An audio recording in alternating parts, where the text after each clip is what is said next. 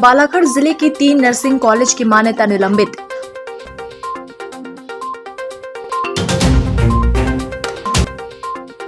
मूर्ति कलाकारों को रोजी रोटी का संकट, महंगाई की मार ने मूर्ति कला के लिए खड़ी की मुश्किलें।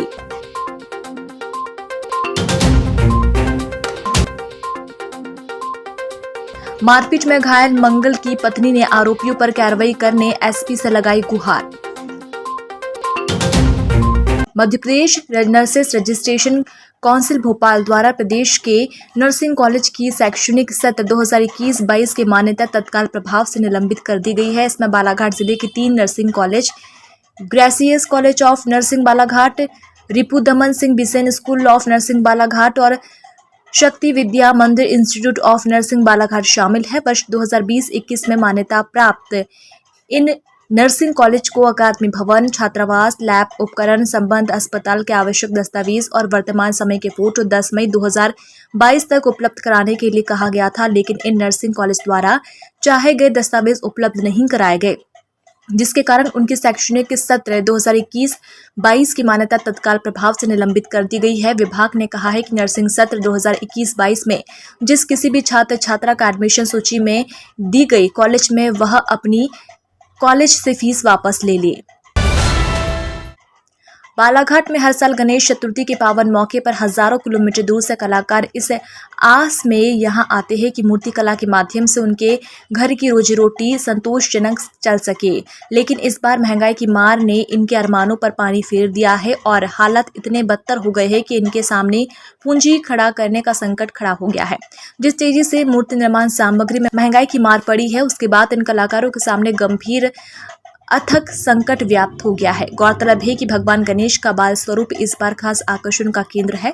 विभिन्न तरह की मूर्तियों में जरी और चमकीले रंग आदि का प्रयोग हुआ है, लेकिन इस बार महंगाई की मार और छाई मंदी ने मूर्तिकारों के हक का निवाला छीन लिया।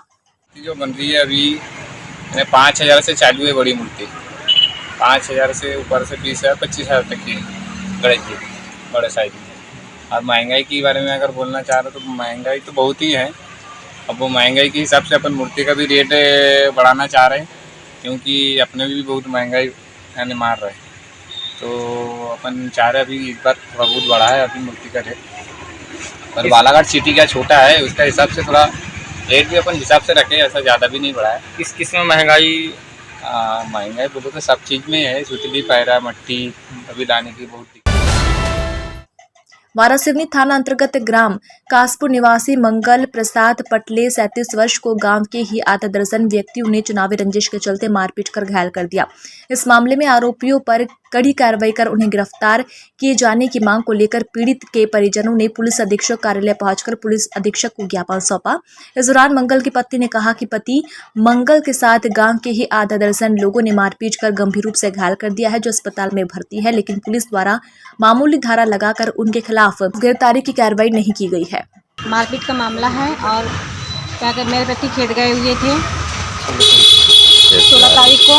वो आते ही उनके अरविंद पटले, अरविंद हनवत, चंद्रशेखर हनवत, विनोद हनवत, मनोज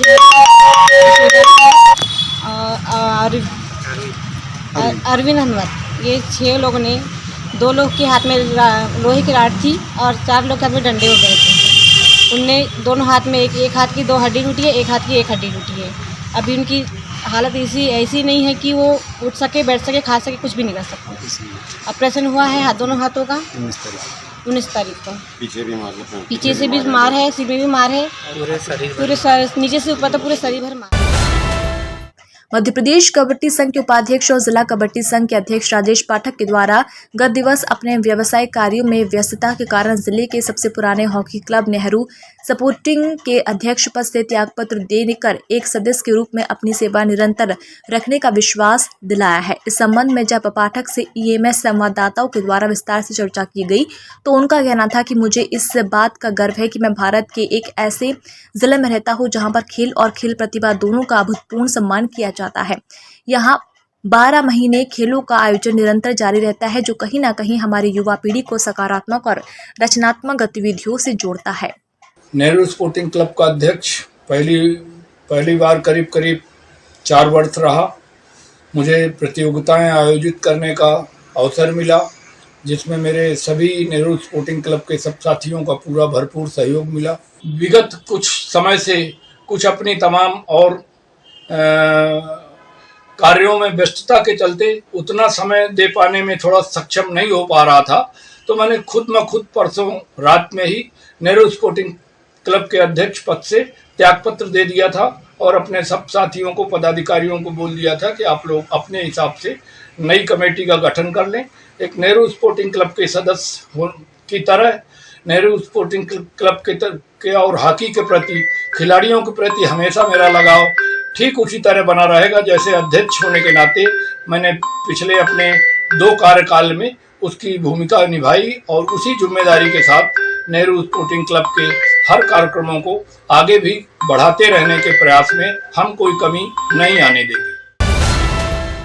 वन्य प्राणी कोटरी के शिकार में लिप्त 2 फरार आरोपियों को 24 अगस्त 2022 को मुखबिर की सूचना पाकर ग्राम बमहनी बिजोरा से गिरफ्तार किया गया और गौरतलब है कि विगत माह दिनांक 24 जुलाई 2022 को मुखबिर ने वन रक्षक को सूचना मिली कि ग्राम बिजोरा में वन्य प्राणी कोटरी का शिकार हुआ है और शिकारियों द्वारा वन्य प्राणी के मांस को काट पीट कर बंदरवाट कर लिया गया है और पकाकर खाने का काम किया जा रहा है। तत्पश्चात सूचना पाकर वन रक्षक अपने वन क्षेत्र का दल और करीब के परिचित के दल को फोन से सूचना देकर उक्त मौके पर पहुंचा, जहां पर एक आरोपी पकड़ा गया जिससे पूछताछ की गई। उसके निशानदेही पर 2 अन्य आरोपियों के घर से वन्य प्राणी कोटरी का उबला हुआ मांस जब्त किया गया। राष्ट्रीय अत्याचार निवारण शक्ति संगठन के द्वारा उत्तर प्रदेश में बामसेफ के 37वां उत्तर प्रदेश राज्य अधिवेशन में कानपुर पुलिस द्वारा मौलिक अधिकारों का हनन करने को लेकर दोषी पुलिस अधिकारियों पर कार्रवाई किए जाने की मांग को लेकर राष्ट्रपति के नाम कलेक्टर को ज्ञापन सौंपा गया। इस दौरान संगठन के जिला प्रभारी रामदास ठवकर ने बताया कि इस अधिवेशन में बामसेफ के राष्ट्रीय अध्यक्ष बामन मेश्राम पर रोक लगाने वाला पत्र मीडिया में सार्वजनिक कर बामसेफ और बामसेफ के राष्ट्रीय अध्यक्ष की छवि को ठेस पहुंचाने का काम किया गया है। इससे समस्त उत्तर प्रदेश में पुलिस की छवि खराब हुई है।